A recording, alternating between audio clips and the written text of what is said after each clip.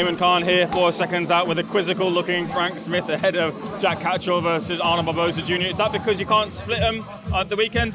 No, I was just thinking about something. I don't think very often, and it confused me. But no, it's going to be a great fight. You're seeing Jack Catterall in the ring there, Arnold Barboza just to the right of us. It's a great fight. It's it's number one, number two in the WBO rankings, WBO interim title. It's a massive fight, and this is Jack's big opportunity. He's been calling for the big fights. He'll fight anyone, and this is it. If he can come through this on Saturday night, a big win sets him up for the biggest fights in the division. Not just that, but it's also Matchroom versus Golden Boy in an age where promoters are now shaking hands and making fights. Was this one a lot easier than it would have been a few years back? It's always been, to be honest, I've always had a good relationship with Eric Gomez, from Golden Boy. So I wasn't surprised when we got the fight done. Do you want to come through? Come this way. No? No, I wasn't surprised when we got the fight done. Look, there's a lot of posturing, there's a lot of stuff that goes on in the background, in interviews. But the reality is, if we want to make fights, if we want to do good business, it will happen. What's the likelihood of Oscar being here at the weekend? I don't think so. I think Golden Boy have got a show, obviously, haven't they, on Saturday as well. So Duarte's headlining on DAZN. So I don't think Oscar will be here. I'm sure some of the team will be here. It's a shame, really. It would have been great to have Eddie and Oscar sitting next to each other. A lot of interesting matchups on the card. Potentially, I don't want to write anyone off, but real strong considerations of where people stand in their careers in terms of some crossroads fights in the form of Zelfa Barrett versus Jazz Dickens, and also Pat McCormack versus Robbie Davis Jr. Do you read it that way? Do you feel like it's a bit of a crossroads fight for those two fighters? Yeah, look, I think it's a great fight for. Pat McCormack. We got to keep the momentum up now. I believe Pat McCormack's going to go all the way, but he needs to go in fights like this. Robbie Davis Jr. I think. I'll be honest, at certain parts of his career, the last part, you felt like it would be the end for him. But he's come back with some great performances in his last few fights. I think this is going to be a great fight. But Pat's got to come through these kind of fights, and it's a perfect step up in just his seventh fight. Robbie's very experienced. He's been in with all of the names. So this is the kind of fight he needs to come through. And then I think from here, with that momentum, this will be his second fight in 4 months. We've got to keep him active and moving very quickly. Zelfa Barrett as well. He's been unfortunate with a lack of activity. Jazza Dickens is a perfect test for him, I think, right now. Jazza, again, a very experienced fighter, but Zelfa wants to be challenging for those world titles again, and he's not far off. He's quite high up in the IBF rankings, looking at opportunities after this already, but he's got to come through Jazza Dickens. And then, obviously, the chief support in Reece Bellotti and Michael Gomez. We got so close to it last time, and it's finally nearly here. But we can't say it's here until Saturday night, until they're about to ring walk, because it was nearly here 4 months ago. But that's a great fight. That's a great fight, and there's even more added spite and storyline in that one now.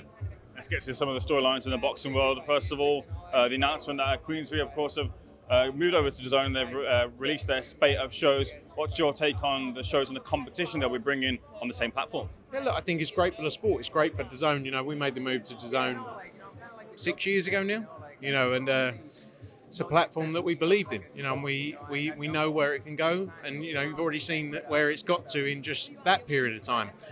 It's great to have other promoters on the platform, obviously, because it gives added value to the subscribers, and if the subscribers are getting more and more massive fight nights, look at this. When you look at the run of Feb 15th, you got Crocker Donovan on March 1st, but before that you got the Saudi show Feb 22nd, and then April, obviously they've announced their shows. They've got the heavyweight night on April 5th at the Carp Arena. Great show there. Dillian White against Joe Joyce, great headliner. We've worked with Dillian White obviously for a long period of his career. Important fight, for those guys, especially for Dillian White, coming back after a period out the ring.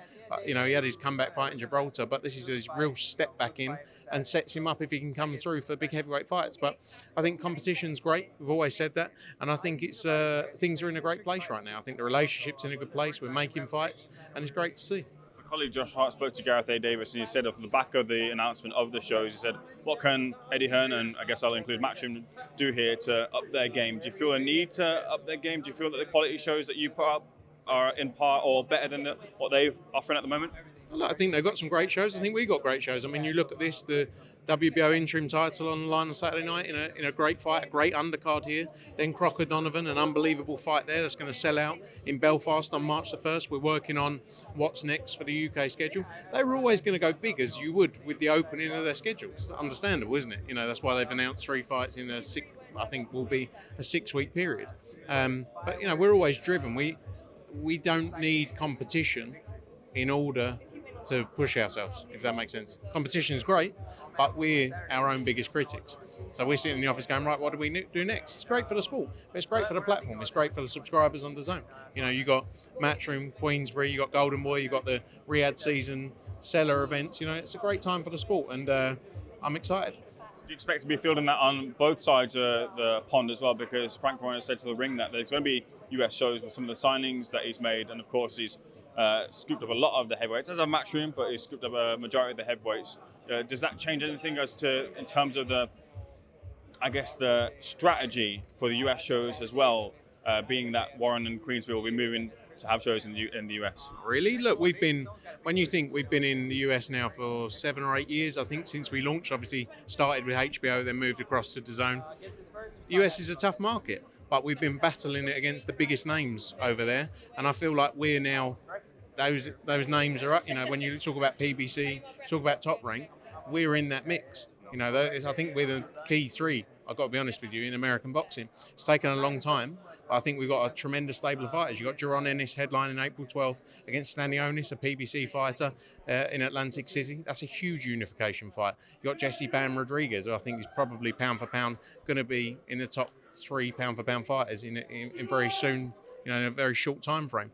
I'm excited about a US stable. You know, we've got a lot of great fighters, and but again, all of this stuff, everyone coming into the market, of course, it's going to push you. But like I say, we're the critics. We sit there in the office. Eddie's the biggest boxing fan you could meet.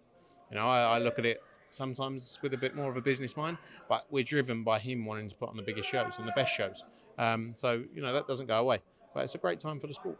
Expectation is that Bob Arum will be leaving ESPN, and he's talked about the potential of moving over to DAZN. We're talking about competition. If Bob Arum doesn't find a place, that obviously strengthens Matchroom's position. But what do you think will happen with Top Rank and Bob Arum specifically, having leaving ESPN? Look, I don't know. I don't work for DAZN, so I can't comment on the points about DAZN. You know, I think that ESPN have been with Top Rank for 8 years now. They've had a huge rights pot, and I think if they would have delivered more, maybe they would have continued with ESPN. That's the reality of it. If it's working out, you don't part ways normally. So it'll be interesting to see what they do. Look, Top Rank have been in the sport, you know.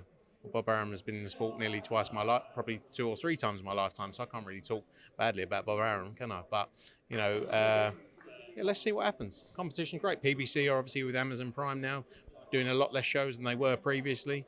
But boxing's a crazy sport. You know, you can be in this position today and then tomorrow the world can change and you're top of the tree, you know. So don't write anyone off. It'll be interesting to see. The heavyweight landscape is shifting off the back of Oleksandr Usyk's, I guess, plans. He said retirement plans is going to have 2 fights and then he's going to call it a day. Daniel Dubois versus Joe Parker is one he welcomes, but the possibility that Usyk leaves the game, is it good for heavyweight boxing? Do you think that their titles then separate, or losing someone like Usyk who brings a lot of eyes to the sport, is that an issue, him leaving? Look, what more can he do in the sport? When you look at what he's done at both cruiserweight and then heavyweight, you know, what more can you ask of him? So, like, if he feels like it's time and he's done everything he wants, fair play to him. You know, and then it opens it up for some tremendous young heavyweights coming through. There's never been a better time for heavyweight boxing. There's never been more fights being made. You know, and there's great heavyweight fighters out there. And the thing is with heavyweight boxing is you can write people off, as people have done over the years, and then they come back and they get big fights and they get a big win, like Joseph Parker. Who would have said Joseph Parker would have been, like, I love Joseph Parker, like, great mate, but like would have been looking back at 2016, 2017, would be back where he is now. You know, Derek Chisora, probably one of my closest mates in boxing. I would have said to him on multiple occasions, I think you should, like, what more do you want from it? But look, he goes and gets the win against Otto Wiley, and he gets the win against Joe. Like, you know, it's an amazing time for heavyweight boxing. If Usyk decides to retire, fair play. He's done everything and more. You know, probably up there, one of the most coveted, you know, like coveted careers in the sport. And again, he'll get more respect when he retires. But yeah, look, let's see. Be interesting. You gave me a good answer a while back when Anthony Yard was talking. First time I'll give you a good answer. You do. You got a good conversation, Frank, that's for sure. When Yard was potentially going to be separating from Frank Warren and looking to go that free agency route, he did have, I think it was 1 or maybe 2 fights with Boxxer, definitely had the 1 for sure. But he's now gone back to Frank Warren, it seems to be the case. So just wanted to ask you as to, in a general sense, about fighters going the free agency route, looking to separate from voters, what risk does that pose versus the reward of going or staying with a promoter or trying the free agency route? What usually do fighters tend to do, and what are the problems they may face if they do go the free agency route? Look, I always say it, and this isn't just supporting Matchroom, this is saying any promoter. I think with a lot of fighters, boxing's a hard sport, and every fighter wants to make as much money as possible. But sometimes if you believe in yourself, you have to make decisions in the short term that aren't going to necessarily deliver you the best possible financial results in the short term, right? And fighters like Anthony Joshua has done that. He believed in himself and he made an absolute fortune. Could have signed other deals in the short term, made more money off a year, but then over 10 years, did very well, as we all know. I think fighters, in truth, sometimes look at that short-term opportunity to go off and do something else. And again, it's a hard career, so I'm not questioning it. But I think when you look at like fighters who have succeeded over the years, it's fighters that have stuck with a promoter. I'm not just saying us. And I always bring up Frank Warren with Daniel Dubois, for example. Look at Daniel Dubois' career and what he's done for Daniel, because Daniel Dubois is not the biggest character on earth. I don't think anyone will ever question me for saying that. Great fighter, but people wrote him off many years ago. But Frank Warren stood by him, and there's a whole host of fighters like that, across promoters. Free agency can give you more opportunity short term, but it doesn't mean you got then someone supporting you in a sport that's very tough, in a sport where you need pushing with the governing bodies, you need the support throughout, and so I think there's benefit, there's pros and cons. But I will always say, I think if a fighter believes in you, like, you'd do anything for them. So if someone says to you, you're the people for me, and I'm going to be with you for my whole career, you go, fair play, let's go and smash it for these people.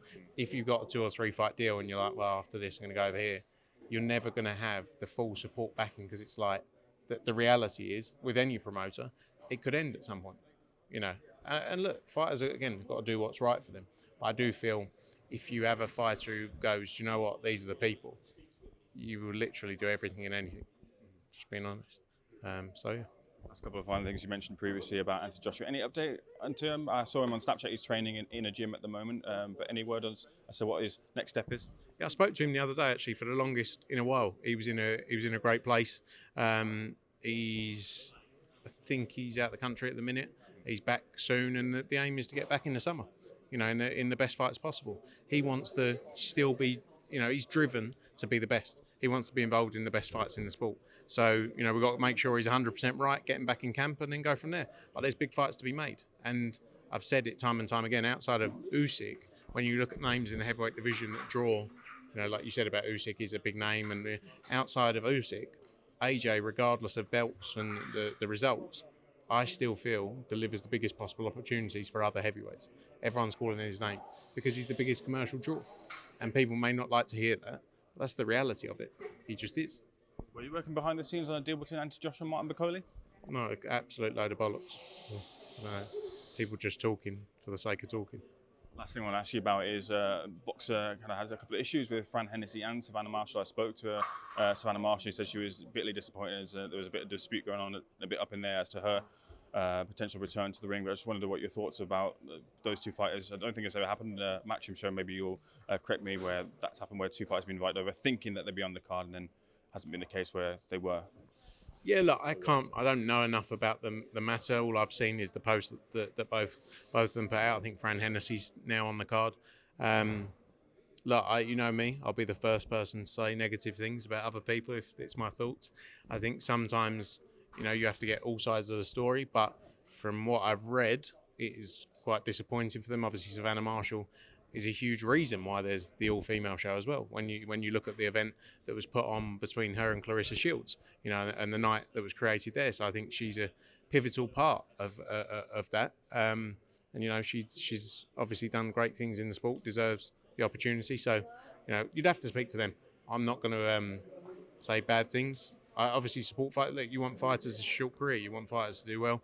And if we were messing fighters around, I'm sure people would say it. But you'd have to speak to him to get the full picture. I'm sure I have reached out to Ben Shalom, no response just yet. Hopefully I will do. I knew that. Frank, much appreciated. Thanks for your time.